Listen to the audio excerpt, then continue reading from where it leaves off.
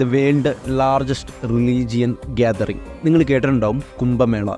അതെ, ലോകത്തിലെ തന്നെ ഏറ്റവും വലിയ മേളകളിലൊന്നായ കുംഭമേളയെ കുറിച്ചിട്ടാണ് ഇന്നത്തെ നമ്മുടെ ഡീറ്റെയിലിംഗ്. ഗംഗാ തീരമായ ഹരിദ്വാർ, ഗോദാവരിയുടെ തീരമായ നാസിക്, ഹിപ്രതി നദീ തീരമായ ഉജ്ജയിലും വേണി സംഘമായ പ്രഗയിലും തീരപ്രദേശങ്ങളിലാണ് നമ്മുടെ മേള നടക്കുന്നത്. 12 വർഷത്തിലൊരിക്കലാണ് കുംഭമേളയെങ്കിലും ഈ 4 ഇടങ്ങളിൽ 3 വർഷ ഇടവേളകളിലായി കുംഭമേളകൾ നടക്കുന്നു. 144 വർഷത്തെ മഹാകുംഭമേള വളരെ പ്രശസ്തമായതാണ്. ഗംഗ, യമുന, സരസ്വതി എന്നീ നദികളുടെ തീരപ്രദേശങ്ങളിലാണ് വളരെ ഫേമസ് ആയിട്ടുള്ള മേളകൾ നടക്കുന്നത്. ഈ ഹിന്ദുമത വിശ്വാസാചാരങ്ങൾ 2000 വർഷത്തോളം പഴക്കമേറിയതാണ്. ഇതിൽ തന്നെ ഹരിദ്വാറിലെ കുംഭമേളയ്ക്ക് വളരെയധികം പ്രാധാന്യമാണുള്ളത്. ഹിമാലയൻ തീരത്തെ സാന്നിധ്യമാണ് അതിലെ പ്രധാന പങ്ക്.